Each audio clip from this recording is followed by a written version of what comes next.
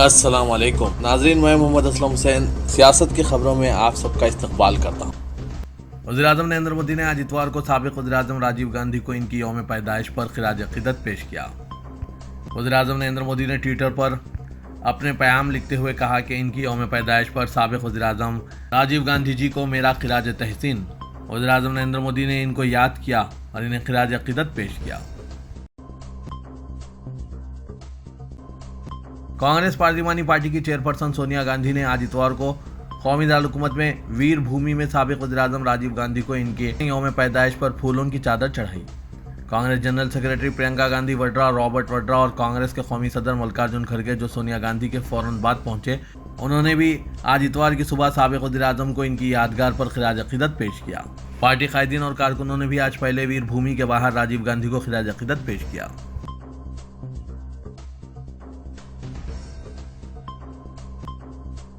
लद्दाख में अपने वालिद और साबिक़ वज़ीर-ए-आज़म राजीव गांधी की 89वीं यौम पैदाइश पर खिराज अक़ीदत पेश करते हुए कांग्रेस के रहनुमा राहुल गांधी ने आज इतवार को मरकज़ पर हमला करते हुए कहा कि इसका दावा है कि हिंदुस्तान की 1 इंच ज़मीन भी चीन की पीपुल्स लिबरेशन आर्मी नहीं ली है। ये सच नहीं है। कांग्रेस के रुकन पार्लियामेंट ने दावा किया कि मुकामी लोग भी ये दावा करते हैं कि हिंदुस्तानी इलाके में चीनी फौजियों ने मुदाखलत की और इसलिए उन्होंने मजीद कहा कि यह तशवीशनाक है। इतवार की सुबह बादल छाए हुए पैंगोंग त्सो झील पर साबिक़ वज़ीर-ए-आज़म की फ्रेमशुदा तस्वीर पर फूल चढ़ाने के बाद मीडिया से बात करते हुए कांग्रेस लीडर ने कहा कि यहाँ के मुकामी लोग चीन की जानिब से हमारी ज़मीन लेने के बारे में फ़िक्रमंद है। फौजियों ने इनकी चुराई हुई ज़मीन छीन ली। ताहम वज़ीर-ए-आज़म कहते हैं कि 1 इंच भी ज़मीन नहीं छीनी गई। ये सच नहीं। राहुल ने कहा कि आप यहाँ किसी से भी पूछिए, सब मालूम हो जाएगा।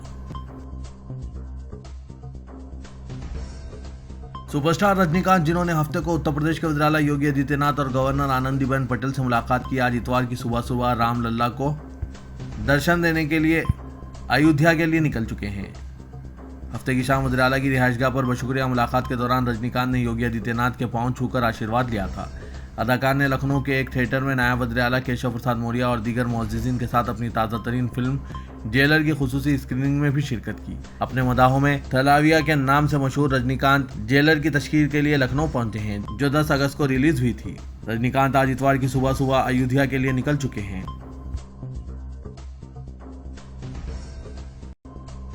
रियासत महाराष्ट्र में साबिक़ क्रिकेटर सचिन तेंदुलकर ने Ageas federal life insurance Mumbai half marathon 2023 को आज इतवार की सुबह झंडी दिखाकर रवाना किया।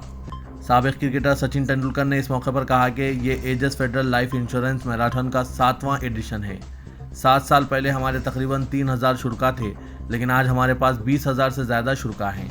ये इस बात का आकाश है कि हम बहैसियत एक मुल्क किस तरह सोच रहे हैं और हमारी सेहत को संजीदगी से लेना, और ये एक सेहतमंद कौम की जानिब एक मुस्बित कदम है।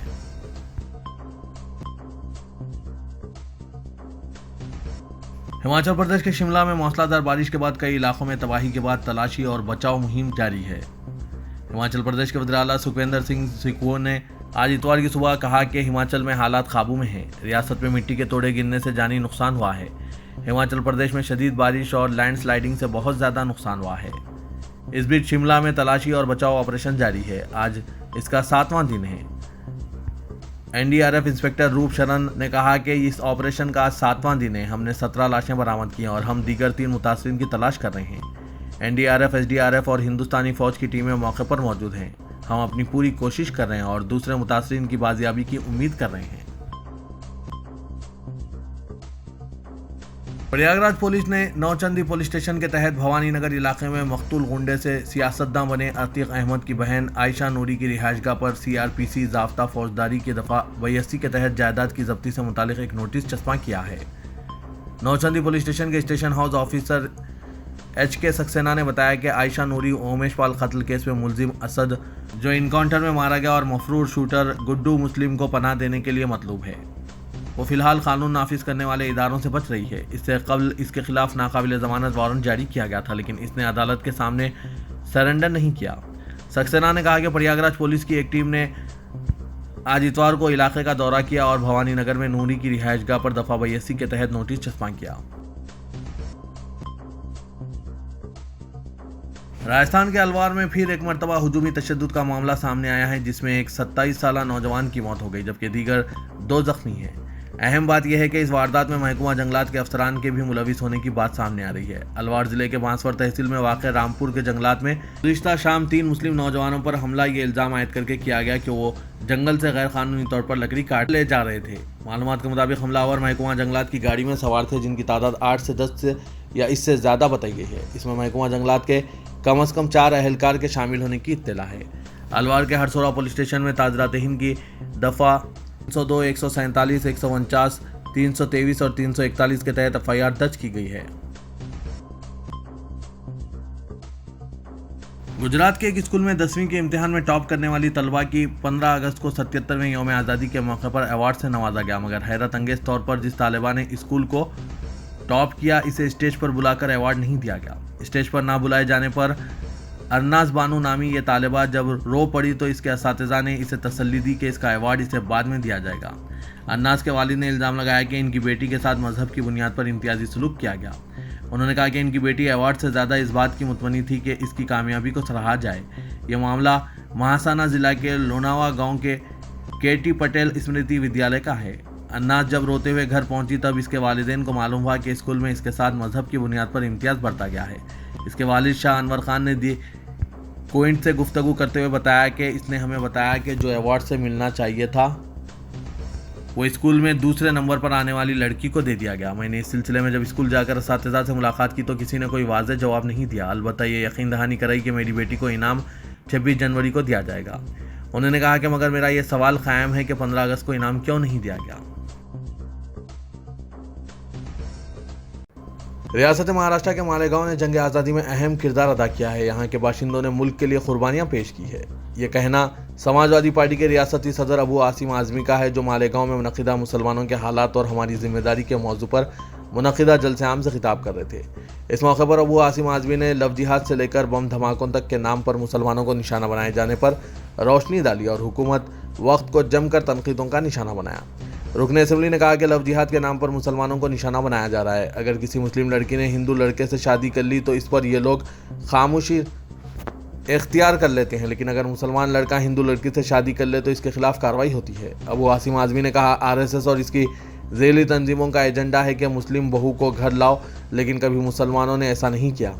कई ऐसी मुस्लिम लड़कियां हैं जो मर्तद हो गई है, लेकिन मुसलमानों ने कभी एतराज़ नहीं किया, क्योंकि उन्होंने अपनी मर्जी और हिंदुस्तानी दस्तूर के मुताबिक शादियां रचाई है।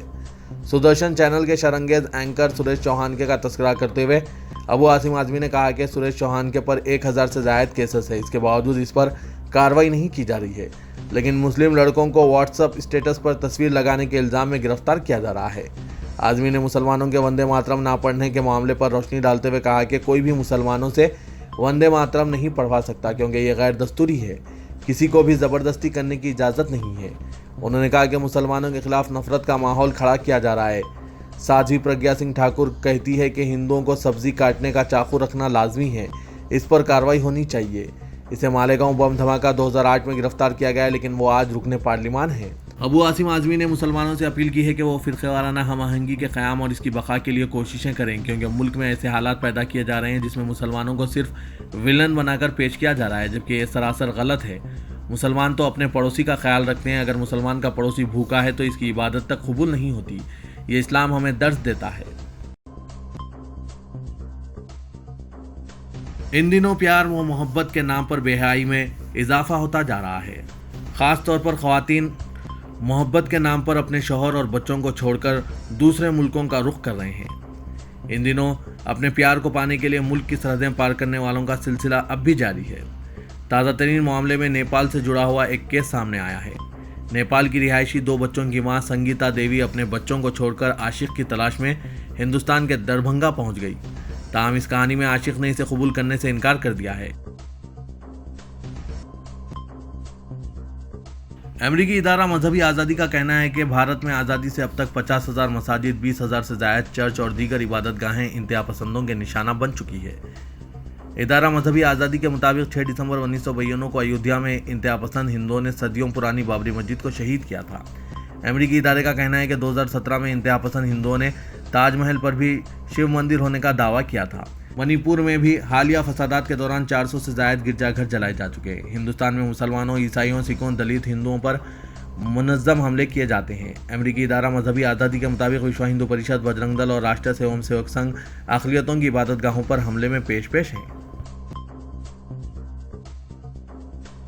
तेलंगाना के वज़ीर-ए-आला के चंद्रशेखर राव ऐसा मालूम होता है कि आइंदा इंतखाबात को मुखामी व मुकाबला गैर मुकामी में बदलने तैयार हैं। उन्होंने कहा कि मैं मुकामी हूँ, कांग्रेस और बीजेपी गैर मुकामी हैं। वो तेलंगाना से सौतेला सलूक कर रहे हैं।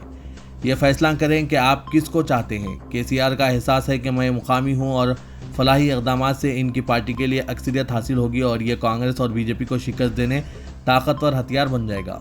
बीआरएस सरबरा इम्कान है कि पीर को नए नारा मैं मुकामी हूँ का ऐलान करेंगे जब वो इंतखाबी मुकाबले के लिए 105 उम्मीदवारों की पहली फहरिस्त जारी करेंगे। 105 तादाद की वजह यह है कि इनका लकी नंबर 6 है। यहाँ इस बात का तस्करा बेजा ना होगा कि केसीआर ने 2018 के इंतखाबात में भी पहली फहरिस्त में 105 नामों का ऐलान किया था। वज़ीर दाखिला तेलंगाना मोहम्मद महमूद अली ने कहा कि मुल्क को 56 इंच के सीने की क़यादत नहीं बल्कि 6 इंच का दिल रखने वाले चंद्रशेखर राव जैसे क़ायद की क़यादत की ज़रूरत है, जिन्होंने फलाही स्कीमात को मुतारिफ कराते हुए अवाम का दिल जीत लिया है। अक़लियतों की तरक्की व खुशहाली के लिए केसीआर की क़यादत में जो काम हुए हैं, इनकी तारीख़ में नज़ीर नहीं मिलती। एलबी स्टेडियम में अक़लियतों की 100% इमदादी चेक्स तक़सीम के इफ्तिताही तकरीब से खिताब करते हुए मोहम्मद महमूद अली ने इन ख्यालात का इजहार किया। सदरनशीन अक़लियती मालियती कॉरपोरेशन इम्तियाज़ इसाक़ ने सदारत की। जिस तरह चीफ मिनिस्टर तेलंगाना के चंद्रशेखर राव ने मुसलमानों के प्रोग्राम से बतदरीज दूरी इख्तियार कर ली है, ऐसा लगता है कि रियासती वजीर केटीआर भी अपने वालिद के नक्शे कदम पर खुद को अक़लियतों बिलखुसूस मुसलमानों के प्रोग्राम से दूर रखे हुए हैं, जिससे मुसलमानों खास तौर पर टीआरएस अक़लियती कायदीन में मायूसी और बेचैनी पैदा हो गई है। केटीआर ने आज स्टील ब्रिज का इफ्तिताह किया। शहर में मौजूदगी के बावजूद एलबी स्टेडियम में अक़लियतों की 100% इमदादी चेक्स तक़सीम की तकरीब में शिरकत नहीं की, जबकि इन्हें पहले ही दावत दी गई थी, लेकिन उन्होंने प्रोग्राम से दूरी बरकरार रखी। जबकि स्टील ब्रिज की इफ्तिताही तकरीब में शरीक वज़ीर दाखिला मोहम्मद महमूद अली, सदरनशीन हज कमेटी मोहम्मद सलीम और बीआरएस अरकान असम्बली ने अक़लियतों से मुतालिक प्रोग्राम में शिरकत की। चंद दिन कबल बीआरएस अक़लियती कायदीन का इजलास हुआ, तब भी केटीआर शहर में थे। पार्टी वर्किंग सदर रहने के बावजूद बीआरएस अक़लियती सेल इजलास से दूर रहे। Madina education and welfare society के ज़ेर एहतमाम मुनक़िदा जनाब ज़हीरुद्दीन अली खान के ताज़ियती जलसे से खिताब करते हुए न्यूज़ एडिटर आमिर अली खान ने मग़मूम लहजे में ये कहा कि मैंने अपनी ज़िंदगी की 50 साल और अपनी सहाफ़त के 32 साल ज़हीरुद्दीन अली खान साहब मरहूम के साथ गुजारे हैं। भागलपुर फसादात के बाद 80 के दहे में शुरू किए जाने वाले सियासत के पहले रिलीफ प्रोग्राम का तस्करा करते हुए आमिर अली खान ने कहा कि इस वक्त 7,40,000 रुपये जमा हुए थे, जिससे फसादज़दा लोगों की मदद की गई। मगर जब 2002 के गुजरात फसादात हुए तब रिलीफ प्रोग्राम में 3 करोड़ 11 लाख रुपए के करीब रकम इकट्ठा हुई थी, और ये फ़र्क है जो ज़हीर साहब की जिम्मेदारी संभालने के बाद आया था। उन्होंने कहा कि गुजरात में मुतासरीन को तकरीबन 1200 मकानात बनाकर दिए गए और स्कूलों की तामीर के लिए बहुत कोशिशें की, और ज़हीर साहब अक्सर कहा करते थे कि मुसलमानों में तब्दीली और तरक्की तालीम से ही मुमकिन है। प्रोफेसर कोदंडाराम, आसिफ पाशा, मौलाना हामिद मोहम्मद खान, मौलाना इस्लामुद्दीन मुजाहिद, उस्मान बिन मोहम्मद अल हाजरी, प्रोफेसर मजीद बेदार, सदर तामीर मिल्लत ज़ियाउद्दीन, प्रोफेसर अनवर खान, नईमुल्लाह शरीफ, खलीकुर रहमान, बशीरुद्दीन फ़ारूक़ी, आरिफुद्दीन के अलावा मुख्तलिफ शोबे हयात से ताल्लुक़ रखने वाले दानिशवरों ने जनाब ज़हीरुद्दीन अली खान के इंतकाल पर पसमानदगान को इज़हार ताज़ियत पेश किया। रियासती वज़ीर बल्दी नज़्म केटी रामाराव ने कहा कि चीफ मिनिस्टर केसीआर की क़यादत में हैदराबाद कर्फ्यू से पाक हो गया है। लॉ एंड ऑर्डर पर सख्ती से अमल करते हुए फसादात पर मुकम्मल तौर पर काबू पा लिया गया। इंदिरा पार्क तक VST तामीर किए गए स्टील ब्रिज का इफ्तिताह करने के बाद केटीआर ने इन ख्यालात का इजहार किया। रुकन पार्लियामेंट हैदराबाद और सदर मजलिस असदुद्दीन अवैसी ने वज़ीर आज़म नरेंद्र मोदी और कांग्रेस लीडर राहुल गांधी पर एक साथ तनकीद की है। आज तक G20 समिट में खिताब करते हुए असदुद्दीन अवैसी ने वज़ीर आज़म को चौकीदार और राहुल गांधी को दुकानदार कहकर मुखातिब किया। उन्होंने कहा कि नरेंद्र मोदी और राहुल गांधी दोनों मुल्क में मुसलमानों पर होने वाले मजालिम की बात नहीं करते। इनमें एक दुकानदार है और दूसरा चौकीदार है। वज़ीर आज़म ने कई मरतबा खुद को चौकीदार कहा है। वो मुल्क में करप्शन को रोकने के लिए अपने अहद को जाहिर करने के मकसद से खुद को चौकीदार कहते हैं। दूसरी तरफ मोहब्बत की दुकान के अल्फाज राहुल गांधी से मौसूम हैं। कर्नाटक असेंबली इंतखाबात में कांग्रेस की कामयाबी के बाद राहुल गांधी ने कहा था कि रियासत में नफरत का बाजार खत्म हो गया है और मोहब्बत की दुकान खुली है। असदुद्दीन अवैसी से यह सवाल किया गया था कि आया वो पेशकश किए जाने पर अपोजिशन इत्तेहाद इंडिया में शामिल होंगे या नहीं। इस पर उन्होंने कहा कि वो अपोजिशन इत्तेहाद में शामिल होने का कोई इरादा नहीं रखते। उन्होंने इस इत्तेहाद को खतरनाक प्यार से ताबीर किया। शहर हैदराबाद के मुख्तलिफ मुकामात पर बिलखुसूस दारुशफ़ा सालारजंग ब्रिज पर रात देर गए ट्रैफिक पुलिस की जानिब से हालत नशे में गाड़ियां चलाने वालों के खिलाफ चलाई जा रही मुहिम के दौरान आम शहरियों को मुश्किलात का सामना करना पड़ रहा है। शिकायत की गई है कि सालारजंग ब्रिज पर अक्सर हालत नशे में गाड़ियां चलाने वालों के खिलाफ कार्रवाई के लिए इमलीबंद डिपो के अगबी गेट के पास से लेकर सालारजंग ब्रिज के खत्म होने तक जगह जगह मुलाजमीन पुलिस मुतैन रहते हैं। इनमें से बाज़ सादा लिबास में भी होते हैं और वो बाज़ गाड़ी रानों का ताक़ुब भी करते हुए नजर आते हैं। शिकायत की गई है कि शराबियों के खिलाफ चलाई जा रही मुहिम के दौरान कई गाड़ी सवारों को वहां से गुजरने के लिए इंतजार करना पड़ता है। ताखीर की शिकायत पर बाज़ मुलाजमीन पुलिस की जानिब से धमकियां दिए जाने की भी शिकायत वसूल हुई है। शिकायत में कहा गया है कि बारिश के मौसम में सालारजंग ब्रिज पर जीएचएमसी की कचरे की गाड़ियों की वजह से पहले ही चिकनाई जमा हो जाती है और गाड़ियों के फिसलने का खदशा होता है। ऐसे में ताक़ुब के दौरान कोई गाड़ी सवार हादसे का शिकार होता है तो इसकी जिम्मेदारी किस पर आयद होगी। शहरियों का कहना है कि हालत नशे में गाड़ियां चलाने वालों के खिलाफ ज़रूर कार्रवाई की जाए, लेकिन आम शहरियों को जो रात देर गए काम से थके हारे घर लौटते हैं, इन्हें परेशान करना किस हद तक दुरुस्त है। रियासती वज़ीर आफदाइश मवेशियाँ और समकियात टी श्रीनिवास यादव ने कहा कि जीएचएमसी हुदूद में डबल बेडरूम मकानात की तकसीम के अमल का 2 सितंबर से आगाज़ होगा। आज सेक्रेटरीट में GHMC commissioner Ronald Ross, collector Hyderabad और दीगर के हमरा एक प्रेस कॉन्फ्रेंस से खिताब करते हुए उन्होंने हैदराबाद, रंगारेड्डी और मेरचल मलकाजगिरी के कलेक्टरों से डबल बेडरूम मकानात की तकसीम के लिए इक़दामात करने की हिदायत दी।